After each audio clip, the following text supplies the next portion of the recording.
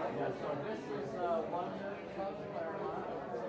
Coffee is up there on the left, coffee, water, and tea. Right? And then find a seat and say hi to your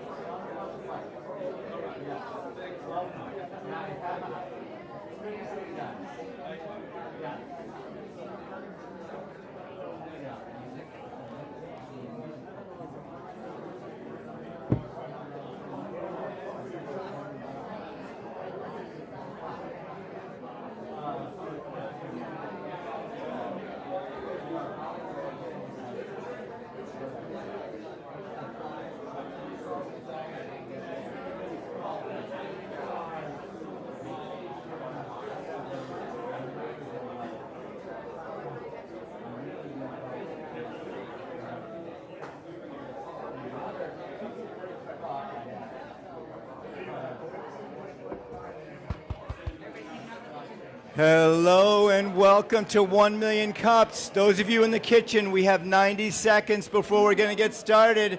Find your seat before they're all taken. Grab some coffee, grab a Danish, and find a seat. I'll talk to you later. Yeah, I'll give you my contact, and if you want to, we can connect.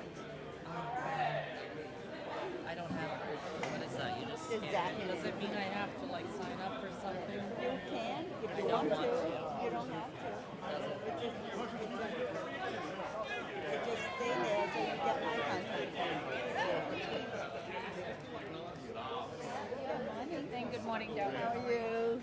Good. We have 30 minutes, Harry. 30 seconds. Find your seats. We're getting started. All right, let's see. If you're already seated, go ahead and check in right here. Mark, are you ready to get us started? All right, here we go. Ladies and gentlemen, your co-host today, Betsy Sword. Good morning, everyone. Happy 1 Million Cups Wednesday. Everybody grab your phones, do your selfies, do your check-ins. Mark is here, we can begin. Yes. Mark brings the party. National Walk? October 18th is National Walk Day. Okay, I like it. National Mark Day. National Mark Day, October 18th, everyone. I know it's coming up.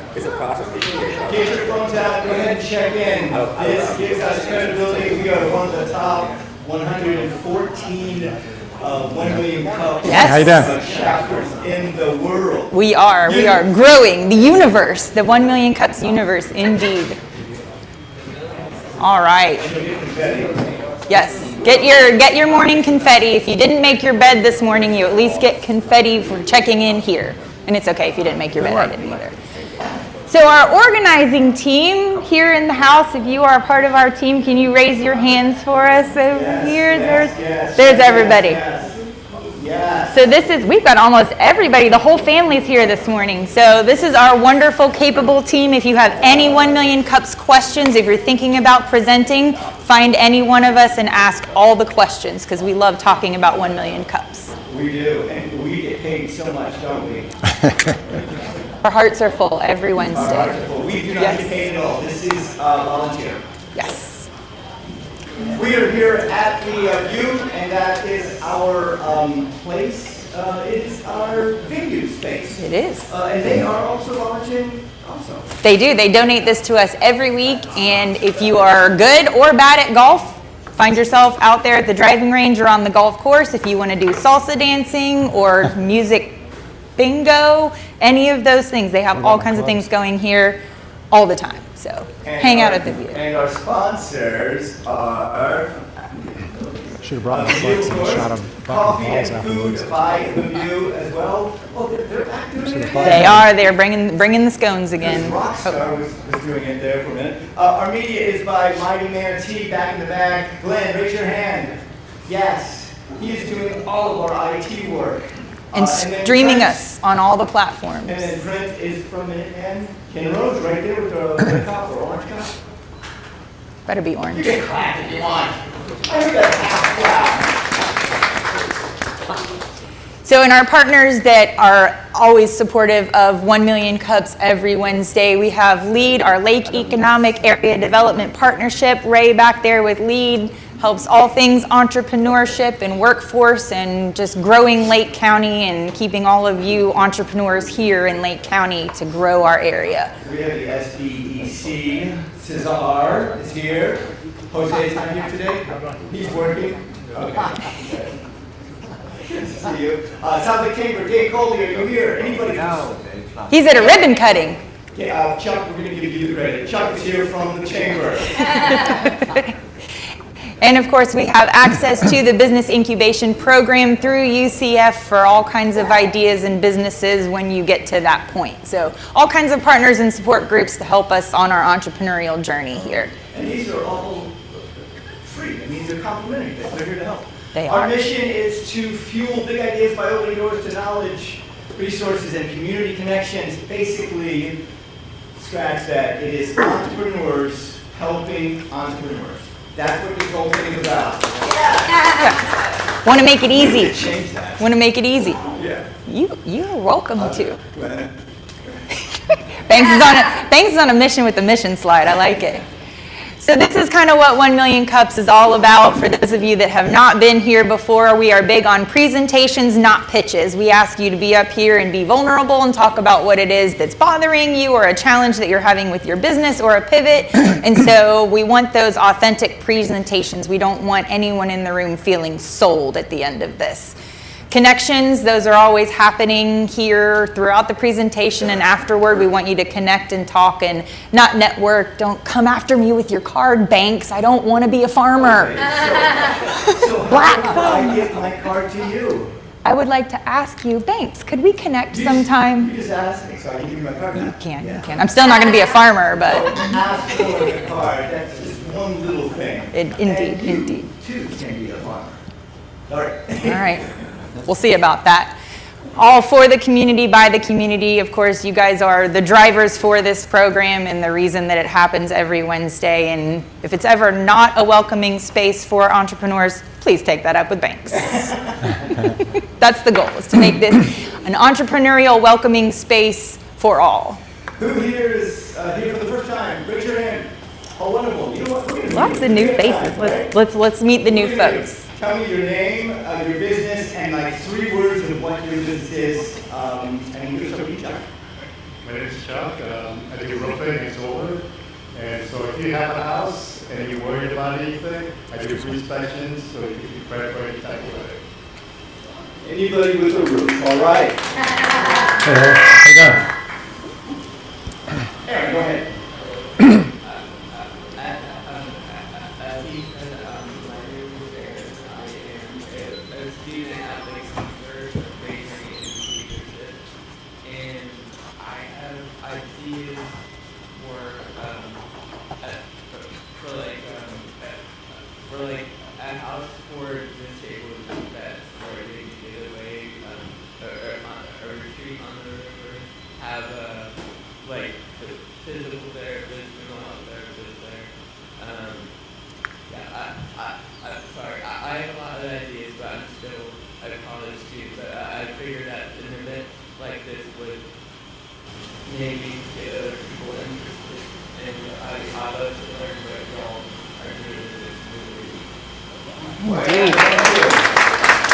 Welcome.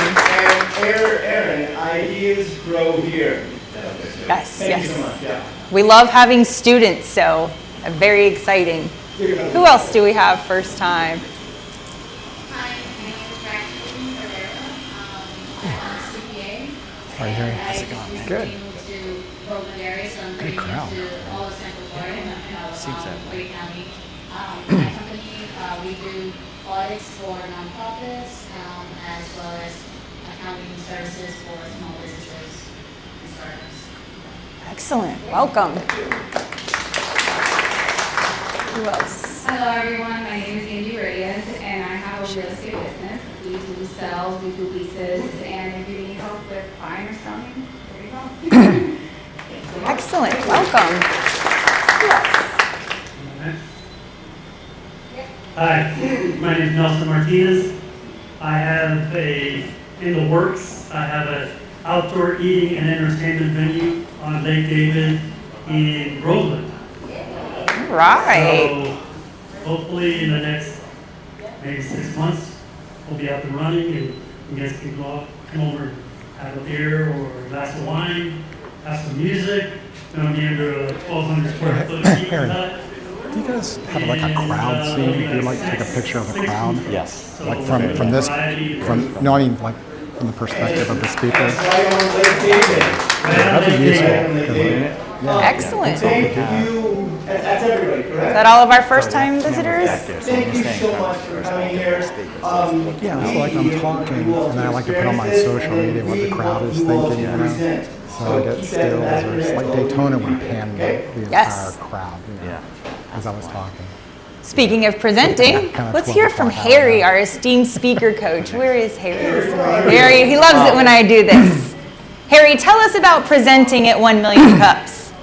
Let's see if I can get in front of the camera. Stand right, Glen Lake's right here. Okay. So presenting at 1 Million Cups, I think, is a huge opportunity to get your message out.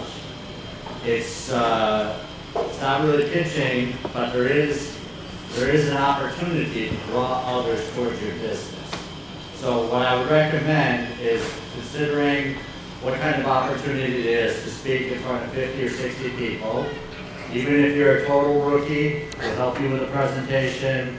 We'll get you comfortable where you can get up here and speak. I'll be looking, thanks. He's a complete newbie and starting to get comfortable already. So right now we're good for the rest of October, but we're already looking at November and December.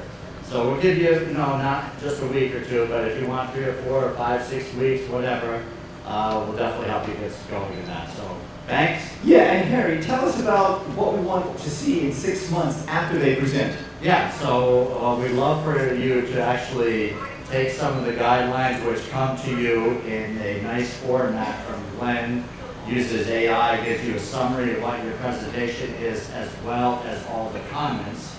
So now you've got ideas you can glean through and say, okay, this one I'm going to apply, this one here, not so much, and so forth.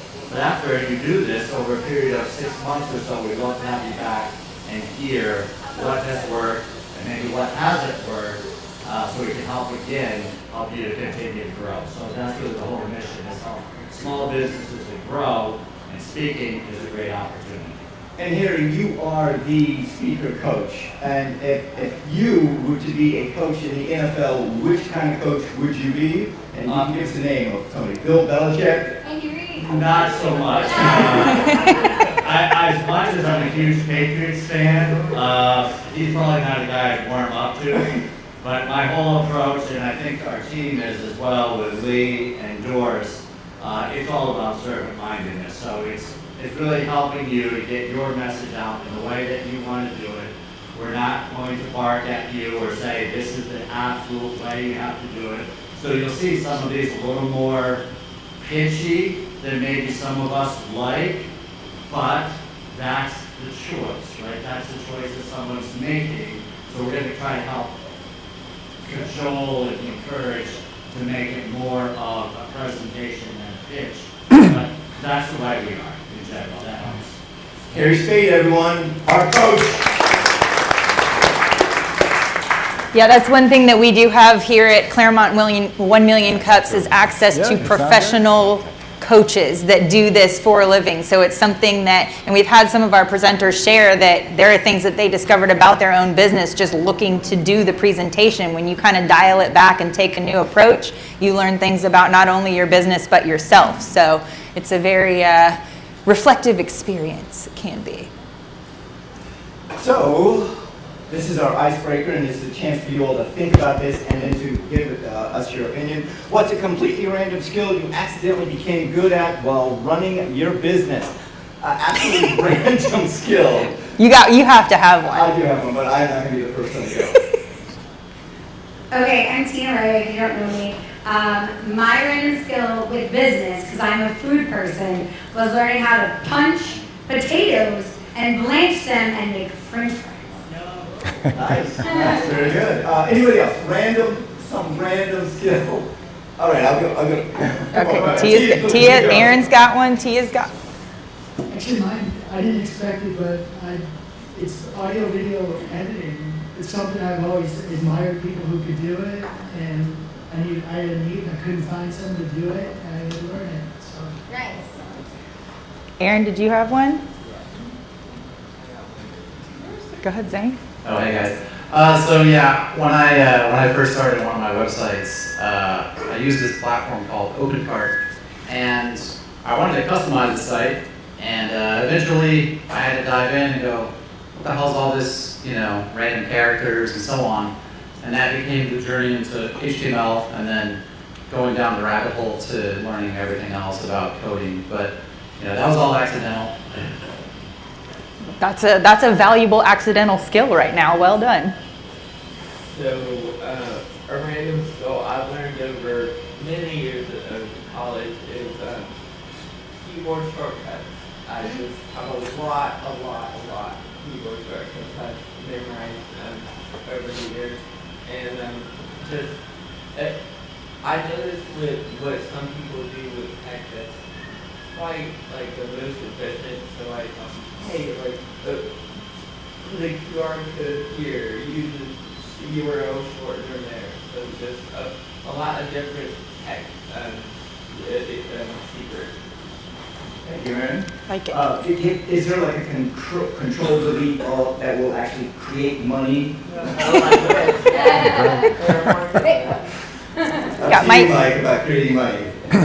just spends money. Unanticipated skill goes back to many years ago as an exchange student, helped me in business, was the ability to talk to anyone.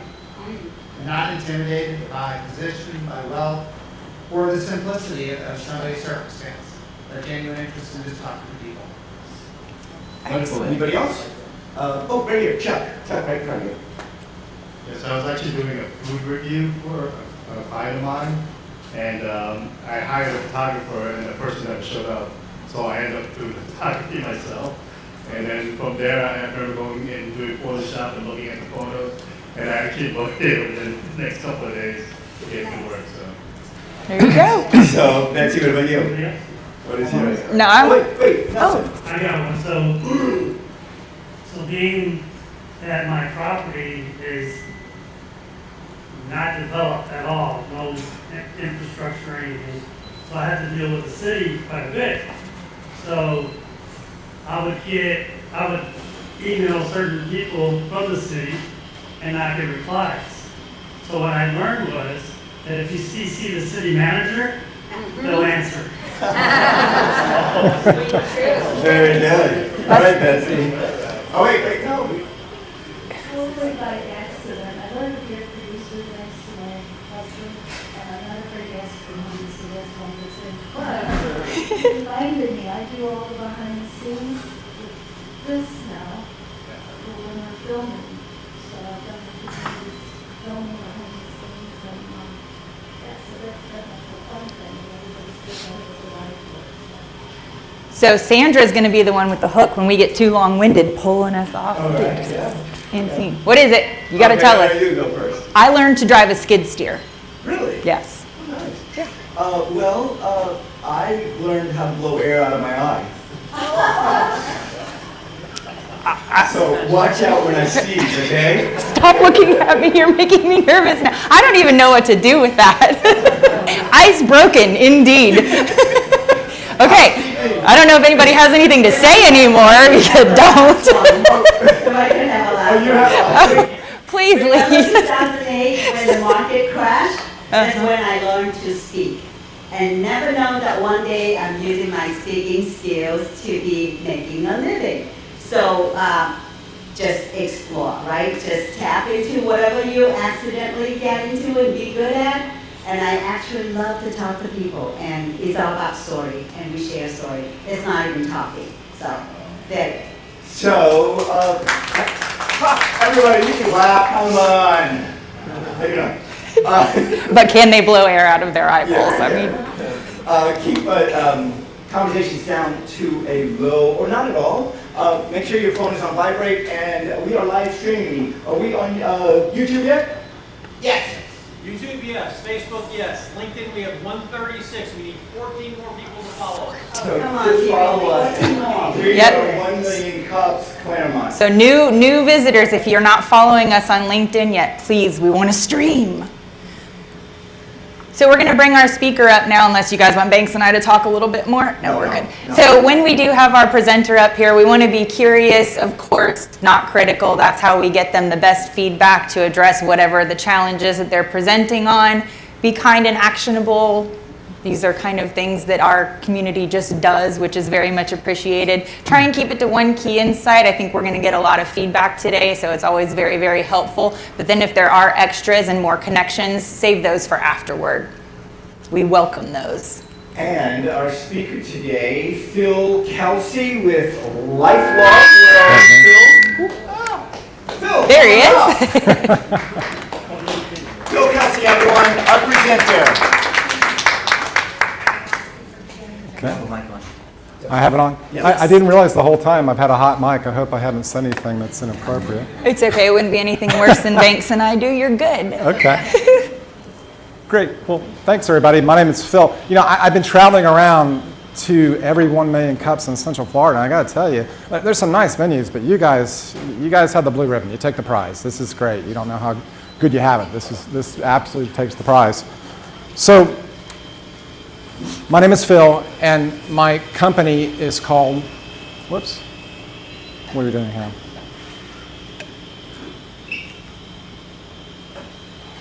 Oh, here we go. Okay, so my company is called Smart Cities LLC, a technology company. It was just admitted to the Synfluence organization, which is very encouraging.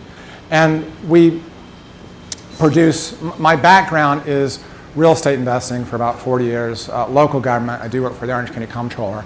And because of health challenges I've had, like a lot of us have had, I've become very interested in preventive type medicine, preventive type measures to ward off a lot of the problems that we have. So my intention is to create, or my company is to continue to develop a company that produces apps that utilizes artificial intelligence and the blockchain. And so today I'm presenting my, Today I'm presenting my MVP, which I call LifeLog. And this is a journaling app. I market it as a health-related app, but it's not limited to that. But basically, you speak into the app throughout the day, your activities, such as what you ate, what medications you took, what exercises you did, and the app will summarize that and assign a category, and then save that to your device. So a category might be diet, exercise, but it might even be taxes. Anything that you think is worth journaling into the app, it saves it for you. And the purpose of that is so that subsequently you can ask AI a question now with a lot more context. So, for instance, for me, I might be interested in knowing how I can improve my cholesterol scores. So now I can ship that off to AI and ask the question with 6 months of diet and exercise history, so it gives me a more meaningful conversation to have with AI. I get this every time. I'm not going to belabor it. Am I off? Glenn, am I off? Everybody hear me? I feel like I'm at Woodstock. Can you hear me? I think I'm off, Glenn. Okay. So, at any rate, this is my tech stack. I won't belabor it too much. I do want to kind of point out that when I originally wrote the app, I had the AI internally inside the app. It became just cost prohibitive. So what this is doing is it's actually shipping off just the text related to your question. So if you ask a question, the the app will determine what categories are relevant to that question, or you can edit that, and it'll ship off just the data related to that question to your favorite AI app, whatever that is, Grok or ChatGPT or whatever you're using. And that's what I'm doing. So where I'm at with the company right now, I'm in the middle of a study to see a market interest study. And the purpose is to get some actionable early on metrics on is there a demand for this type of app?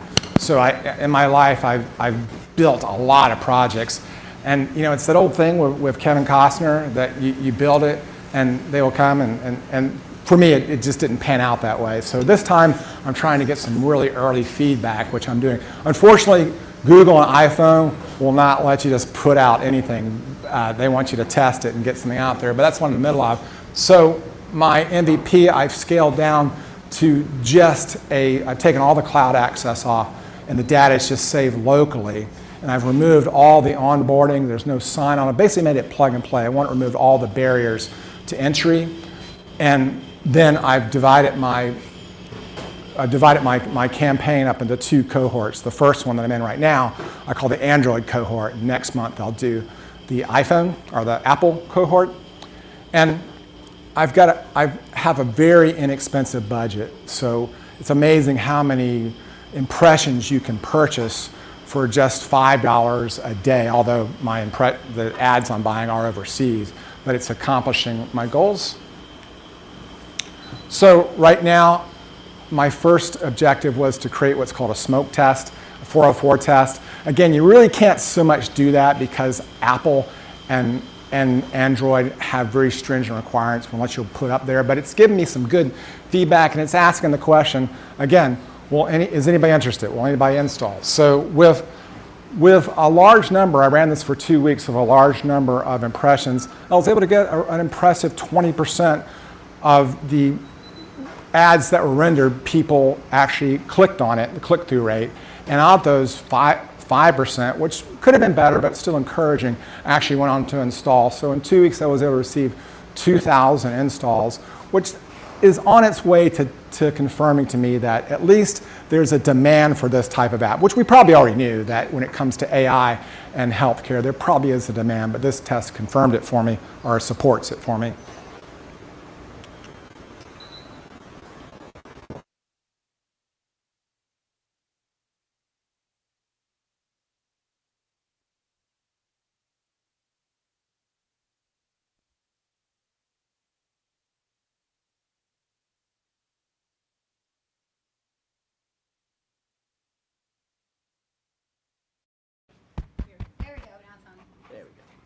Can everybody hear me back there? So at 1 million cups, the last part we ask for, the Ask Challenge. And I get my quantitative feedback from my ad campaigns, but I'm always looking for qualitative feedback. On the app, do you think it's too complicated? What recommendations do you have? Would you use it?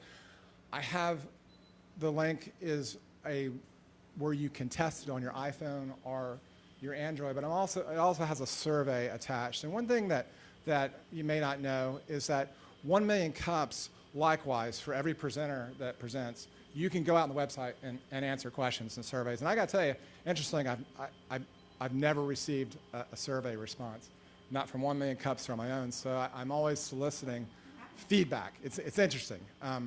So that is something that if I'm looking for, again, qualitative feedback, constructive criticism. So I really appreciate everybody coming out today and listening to my presentation. And that's it, and I look forward to your questions. Phil Kelsey, everyone. I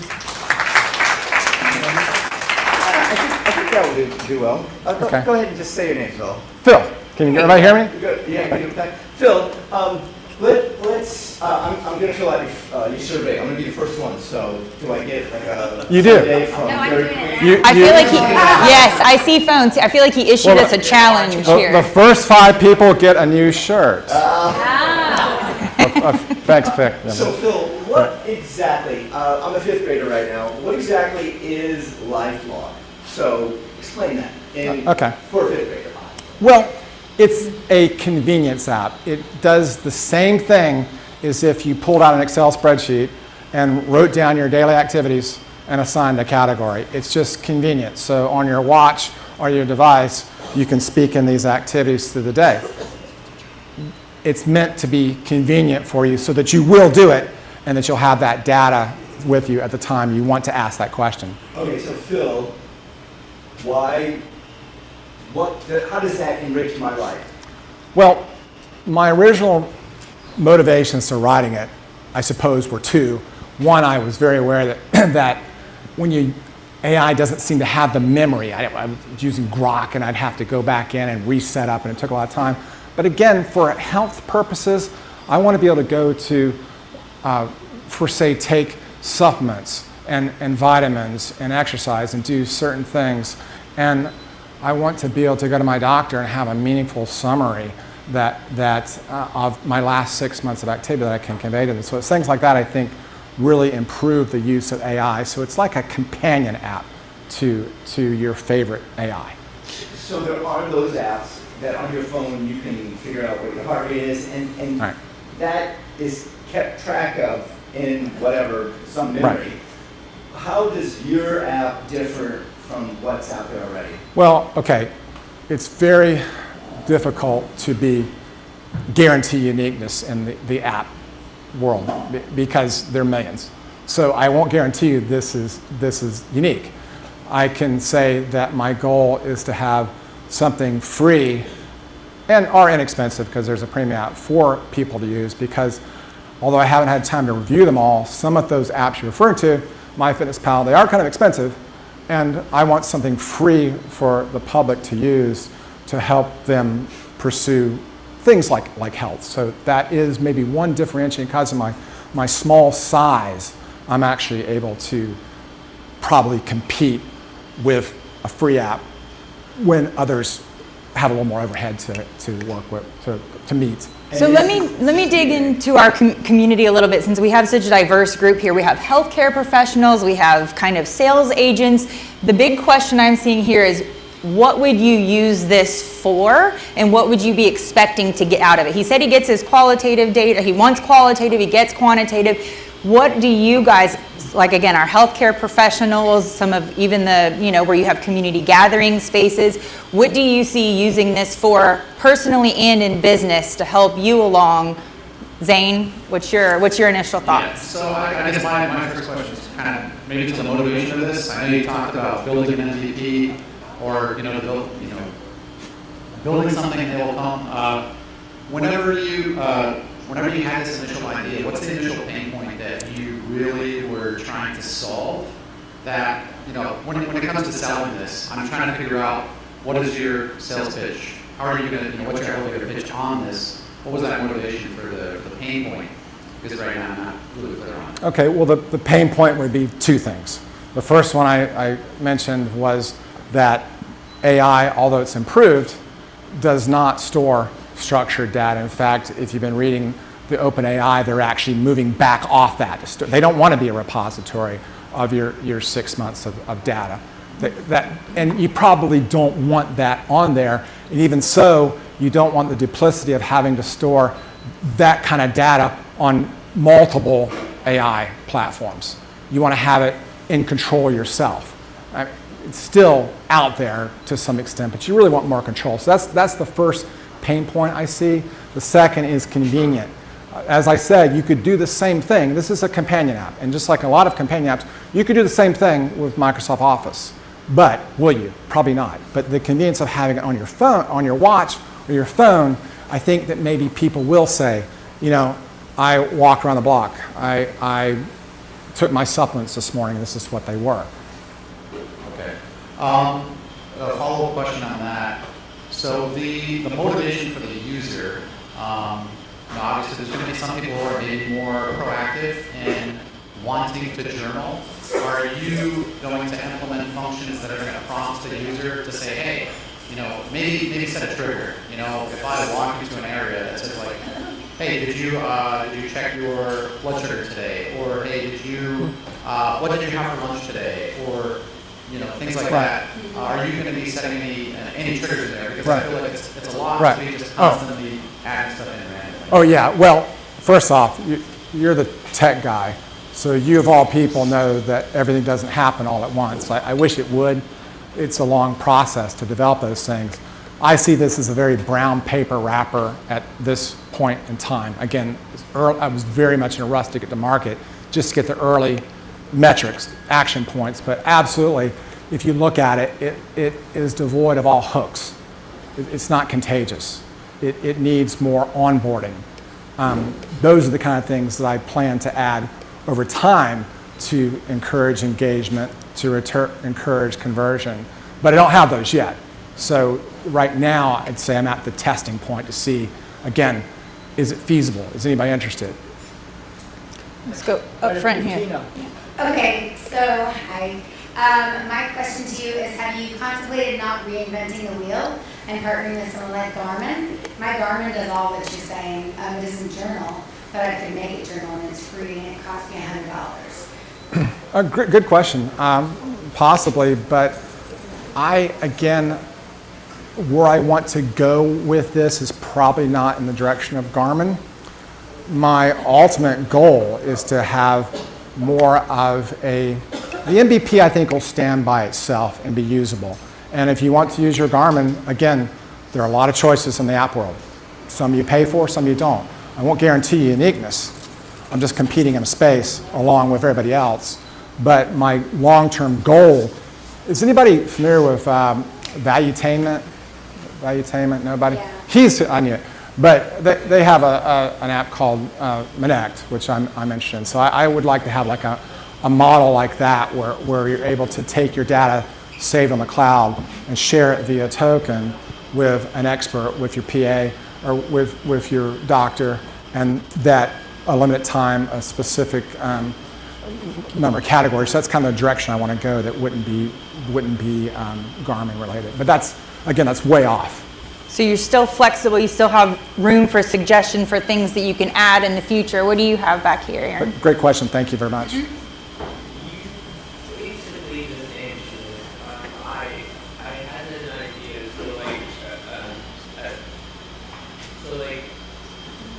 do you have an area where you can say, for people who are epileptic or asthmatic, log a fever, log an asthmatic attack, and send it to the doctor that you choose? Well, yeah, I envision that. Again, with the use of JWT tokens, you can very conveniently share any slice and dice your data for a limited amount of time with anybody. So that would be, again, I'd like for everything to happen all at once. It just doesn't happen that way. But that would be very attractive to be able to send those tokens, send that ability to share with any expert. I mean, say you have a person that specializes in the Mediterranean diet in Vietnam, to be able to share just your diet information with that person and be able to exchange, similar to Connect. But again, we're getting way off the MVP, because for all my efforts, this is as far as I've been able to get to this point. But that is kind of how I envision. We've got big dreams for you. Big Thank dreams. you, Aaron. Let's go over here to Lenka. Thank you for the great question. Thank you very much. Okay, we'll go to Lenka, and then we'll come back here to you, and then over here, Lee. Got some over here as well. Lenka? Good morning. Hi. Yes. Lenka Brady. I love the innovation of this. I love everything you're doing, and certainly their relationship with AI is very unique. I will have to be honest with you, I'm still confused about your message and how your product would help me. I work with startup businesses. I am a business builder. I do MVPs. I'm all about niching down, right? And I'm missing that connection right there. So I think that if you do have an MVP product, you might not have an MVP audience. And there might not be a way to resonate with the right people, because I am not resonating right now with your product. I do not see how this can help me in what I'm doing. I use AI, I use so many different tools out there, and I look for efficiency I look for ways to organize myself. And this might be it, but I'm not hearing it yet. The key word is yet. Okay. Right? So this would be possibly my feedback to you, is like really help me understand how this can help me, instead of perhaps assuming or making a guess or guessing that that's something that I need to be organized. How would anybody here, she's asking, and thank you very much, she's trying to establish in her mind how this would be helpful to her. And so on your daily, going through your day and being able to record your events to subsequently use as AI has been my pitch, how would anybody here use it to kind of answer her question? And just, how would you use it if you had it? I'd give it as a My Chart add-on. Like a companion? Yeah, so basically, I have a lot of medical things that I do, and there's My Chart for everybody, but they don't link, right? So I would take this data, just like I would take the data like my Connect, but I've got more with AI because it's more adaptive.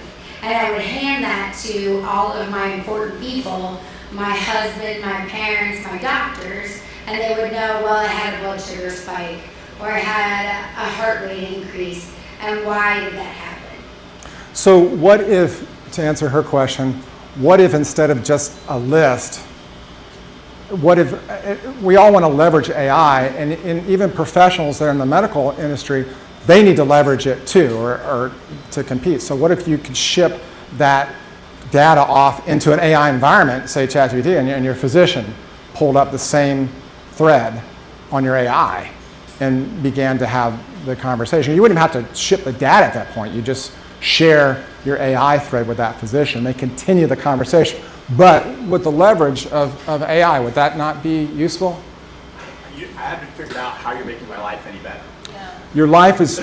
Not to be me, but I'm like sitting here trying to understand. It's like, I live my life, I collect my data, I have everything today. Why would I use this at all? Why would anybody use this app at all? Storage. Journalism. Sure. Journal. A journal, okay. Okay, let's get some more audience feedback from that question. Because can you stand up for me? On my end, I'm curious as to, I know you mentioned that for the MVP, you're storing the data locally. Correct. But eventually it will be in the cloud, right? So my thoughts is more along the lines of security and privacy, confidentiality of the data. How do you, well, what are your thoughts on that? And if it's, I assume it's important, how do you plan to HIPAA? protect that? Absolutely. I am not extremely HIPAA trained, other than I'm familiar with it, just like the rest of us. Storing on your own device is limited risk on there. Storing on the cloud will be an area that I'll need advice on to make sure I don't violate any privacy issues. One thing that when you put an app on the Play Store or on the App Store, they question you and they examine your data privacy policies, whether that extend or rise to the level of HIPAA, I don't know, but it is something that the Play Store and the App Store do focus on before they'll let you go into protection of your app. Does that answer your question? But a great question, thank you very much. Who else? Jared? Good morning, Phil. I'm Jared Taylor. I'm a nonprofit fundraiser. I wanted to share a definition of what I think this is, some concerns that I have, and then a suggestion. So this is surveillance. And if you're familiar with what surveillance is when a subject is being monitored. Surveillance is when the subject does the self-monitoring and overshares. And so I have some concerns because, as they had mentioned, there is protected health information. And I hope you have a really great lawyer, because if someone ever takes some advice and something bad happens to them, they could sue you. Hey, this app told me to eat this. I had a heart attack from high cholesterol. I have concerns about that, as well as people who have addictive personalities. You should implement some guardrails that, just like Netflix, are you still watching? Hey, do we really need to know about this bowel movement? Do we really need to know about all these minutiae things that I get the point of trying to improve, but not everything needs to be categorized, analyzed, and improved upon. And this isn't specific to you, but you asked about surveys, and I think someone said it before. Always have something, always have a hook. If there's not any sort of special promotion or a Dairy Queen dessert for me, I'm not doing that. So if you have a discount, that's your hook. Thank you. Great point. Thank you very much. Great question. Good comment about the legal stuff. Good advice. So a lot of people have come around this point. It's difficult to identify who is the persona you're trying to really reach out. You know, you can try to reach out the ones that are trying to be fit versus those who are sick. There's going to be different type of data. So that's something to think about, right? Those who are sick and are worried about the medical records and all that, that has a higher risk as the previous person said, right? But those who are just trying to be fit and trying to eat healthier may be less of a risk. So identifying a persona you're trying to meet will be important. So that's one thing. One thing I like is the easiness, right? That you already start trying to do here, which is just talk and it will record based on what you're saying, right? But the other point is there's so many apps, right? And to her point, she used an argument, and I bet many people use an argument. Maybe think about your app potentially becoming an aggregator. So it connects to other sources of data. By the end of the day, my recommendation is you need to really think about what the users really want. What do they want to use that data for, right? If you're collecting what am I eating, what am I doing, what do they need the data for? So for example, there's a kid, I think he's like 18 years old, he just built an app that you just take a picture of the food you're eating and it will just give you all the calories and everything. Right. A lot of people just count calories. I don't. That's too much work for me. But for a lot of the people who really want to count it, he made it easy, right? Just one click, boom, now I know what I'm eating. So he found that the kind of persona he's trying to do. But I imagine grabbing his data, right? Grabbing the data from my Apple Watch, my health data, as far as what I'm working, what I'm, the steps I'm doing and so forth, aggregating all that. Now, the last point I have, the output is unclear to me. What am I getting as a person, as a user? What is the output I'm getting? What is the benefit I'm getting out of all of that, right? You're getting all the data. What is it really going to tell me? Oh yeah, Gio, you're doing great, you're marking your steps, maybe you have some goals. That's the feedback I have. Well, great point. But what would you, if you were asking, if you wanted to ask AI a question about something you were interested in related to your health or related to any other part of your life, would you prefer to ask that with no AI not having really any information on you or limited, or would you rather have you need to provide context? Context. I also develop AI apps, so I know about this. It requires the context, right? That the context is super beneficial. The issue I see, generally speaking, is I work also in healthcare. So the issue I see is relying on AI as the source of knowledge for medical information. But relying on the AI for source of knowledge with, I'm going to call general information like the calories and the steps and that sort of thing, will be more beneficial and less risky for you, right? Because otherwise you're going to have to use other LLMs, language models that are very dedicated for healthcare, and that will be a lot more pricey for you. All right. So that's the my suggestion. Thank you. All right, Good let's point. keep going with feedback. I see more hands. We want to make sure we give. Yep, excellent. Hey, John. So as we're getting into the world of things getting easier with AI, I think some of the things that I'm learning as I'm releasing my own app is deviate from the word from AI, maybe get something a little bit more thoughtful, such as recommendations or strategic thoughts versus AI. I think people are a little bit more still not comfortable with what AI can do. So maybe add that, flex that into your marketing somehow, so it's easy to understand. Also from an MVP perspective, I think while it's a little valuable product, is the turn and the technique. I think presentation is going to be very important, so I would really level up on your presentation, doing a demo, you'll find a demo of what your product does. Maybe hit on maybe one or two outcomes that people can really relate to, maybe differentiate yourself from the market of other apps that are out there. For example, the first thing I was thinking about is I would love for this to tell me to, like, every successful person, you learn about skills on a journal, right? I just forget quite so many times. Like, maybe there's an opportunity for you to just make yourself different in a way that reminds people to journal, right? Right. The last thing I would say is, are you in any of the online communities that are relevant to journaling? No. So maybe you go in there and participate a little, and introduce yourself to the moderator and say, hey, can I present my MVP? Because then you have an audience there that are relevant to journaling, et cetera, you'll get a lot of feedback.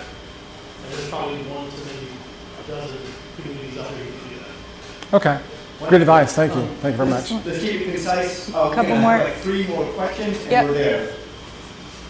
Hi, Brian Silva. I'm a medical practitioner, so this kind of speaks to me as you first laid this out.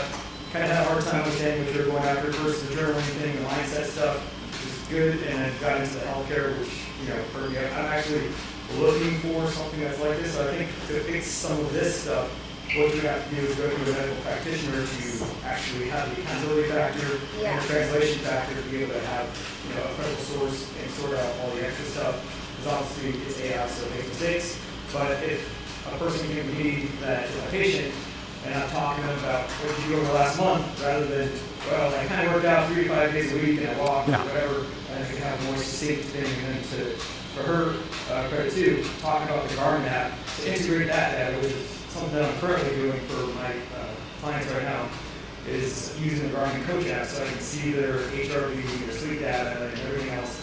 If I integrate that with the actual subjective portion and objective portion, so I can see what they're doing and what they're said they're doing versus what they actually say during the appointment, and that would be a little bit more relevant for me as a clinician. But could AI if a patient came to you, and that was one thing I've heard medical people say, that, hey, what are you eating? Well, I ate this and that, supplements. But if they came with a more summarized way of presenting to you what they've done the last 6 months in those areas, or if you could even just share the AI thread, would that be more beneficial to you?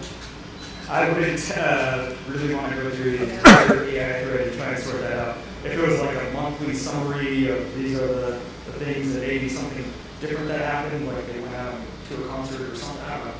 But I wouldn't want to sort through like 10 pages. No, but not sorting, but you don't sort anything. You just type in your own question into the thread. What has my patient been eating and exercising and taking supplements, both quantity and milligram, for the last 6 months? And in some way for that to better get to you, would that not be beneficial? Only if it was like a summary statement that are pre-canned, like is the compliance on this supplement regular, or did they stick to the diet, that kind of thing. Generalized questions that are, succinct to whatever it is. Well, you'd make the question yourself. So could you not ask a question with that data of your patients to be valuable to you? Yeah, I think if you remark this to medical personnel in general, you would just come to the person and say, what are the things that you want to know about these people every single month? And then it just spits out that. Because I don't want to spend, just talking with ChatGPT the whole time trying to figure out all this stuff. So more structured and summarized for you. So we're going to come back here. So that's a good perspective, though. It's a different audience to the point about leveling up your presentation. It's a different audience. So yeah, we've got probably 2 more. Let's go. These are our last 2. I think my question actually follows up on what he's talking about. It's about the summary, basically.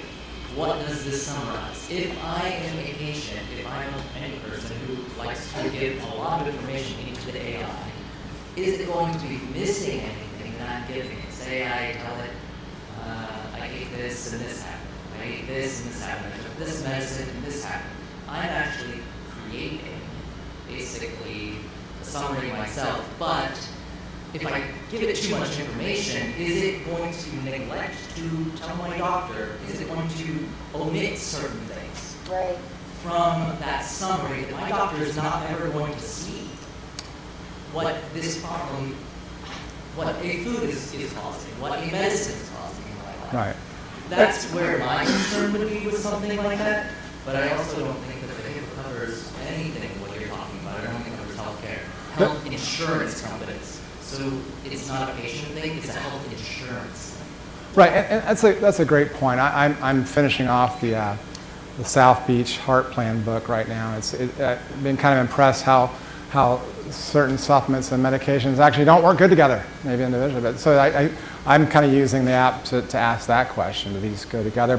But those are all good points. But I think in any way that you communicate information to your PA or your doctor, would you ever leave things out? Usually, yeah. Yep. Right. Yep. Well, I know. Would you ever leave things out though? I'm worried about the summary of what, if you have given the AI information, if you have given the AI information 3 weeks ago, a patient is not going to remember what it gave AI 3 weeks ago. But AI will remember. So. Not necessarily. Well, but your structured data. It's not No, necessarily. your 6 months of structured data on your device has it, and your AI will read. All right, we're going to keep moving forward. We're getting Sorry. into Great, thank you realms of very much, technical though. things that are over our heads. So keep going here. Phil, thank you for presenting today. My name is Dr. Phillips. My friends call me TJ. I'm a doctor of holistic natural health Okay. and nutrition. But more importantly, I'm an entrepreneur and a Web3 ambassador. I want to thank you for this. I think Zane nailed it in the very beginning. What's the pain point? So I think we refine that. We have to talk offline beyond this crowd here, but I think a lot of what you're doing is very relevant, but we have to fine tune it. The pain point I'm identifying that is really relevant is the storage and the privacy. Those threaded throughout all these conversations of privacy, utility, and compliance with different things. I think the short answer is if you took what you're doing, it's not really good on the Web 2 space. In the Web 2, using Google Cloud and all these things, it doesn't really work in Web 2. Moving over to Web 3, it makes a lot of sense. Decentralizing, not complying with Google, not complying with Android, not complying with iPhone, but going off grid and using Web 3 tech, I think that's going to solve a lot of your problems. Distributing it down to a local, like putting it inside of a firewall, besides that's all the HIPAA stuff, putting it onto a local server, using AI of choice instead of a large language model, maybe training it on a small language model is going to sidestep a lot of these ambiguities and the hallucinations that you otherwise experience. Right, good advice. Realize though, I don't have a model. I don't have a language model. But I coach you through that. Yeah, and I too am a Web3 blockchain enthusiast. But I do try to envision how. Maybe you can talk to me afterwards. I've always thought that the blockchain was frankly a very expensive, clunky, slow database. So we've got a connection for after. We're going to wrap up and then. Okay. So I just want to address what the gentleman is like Chris said in terms of oversharing. How do you prevent oversharing?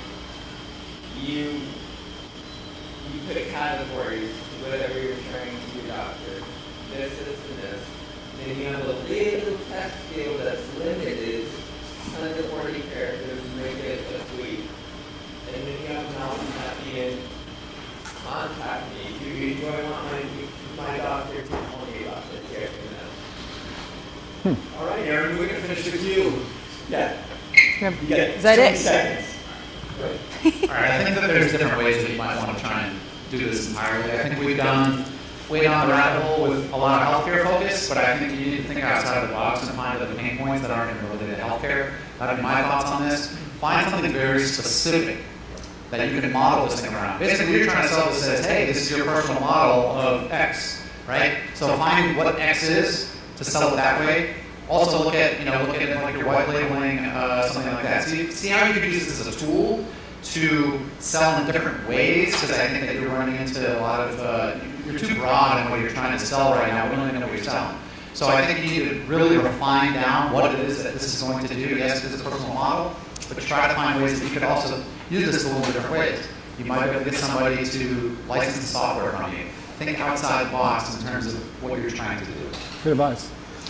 So- And we end with Zane. All right. Yes. So we have had a lot of feedback and a lot of those birds flying around the heads again. I am one of those people. Most of this was over my head, but there was some very valuable feedback for him, and I think some connections brewing for afterward that I hope will continue to get you your answers and the data that you need. I do want to ask you. We have one last question. I don't know if they do this everywhere, but for your final question for 1 Million Cups. One action item. What can we, as the Clermont 1 Million Cups community, do to help you going forward? Well, I wanted to say, though, this is my 6th presentation, and you guys take the prize. You've given me more valuable feedback. I really super appreciate the constructive criticism because it's very useful. And I just want to let you guys know that. Your engagement is very, very impressive. The one thing that every presenter wants, again, because I can get the quantitative measures from my marketing campaign, is I want qualitative feedback. So if you would please fill out the survey, either that's the 1 Million Cups survey or my survey, and sock it to me. I realize, yeah, I need to lose a few pounds, maybe not those kind of things. And if my wife were here, she'd add a few more things. But constructive type comments, I really appreciate. Well, thank you, Phil, for coming here, and Lee. Okay, so I hear a lot of really great things today, and we would love to invite you back 6 months 6 from months? now in March, so Yeah. you can tell Yeah. the bank. I'll have to answer all your questions. What exactly how this app's going to help us, because I know I've used tons of other things to keep things, but I still want to hear what's the end result that is going to benefit me, that I can dump all the other apps and go to you. Okay, great. Yes. See everyone. We'll see you for a refill. Thank you, Phil. Lifelong.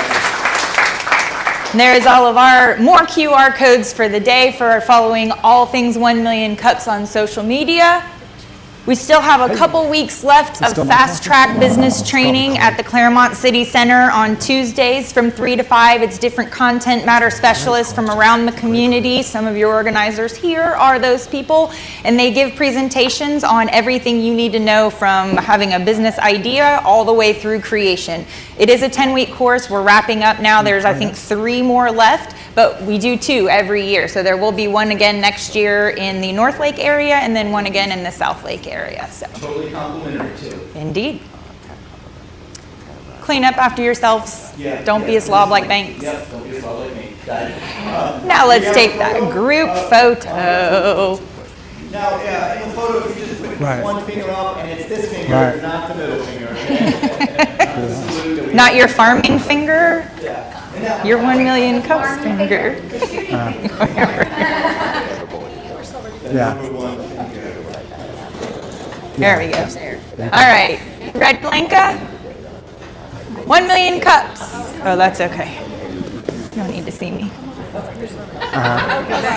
Good advice. Yeah. Happy Wednesday, everyone. All right, we'll see you all next Wednesday. We'll have a speaker, 1 or 2. Thank you so much for being here. Yeah.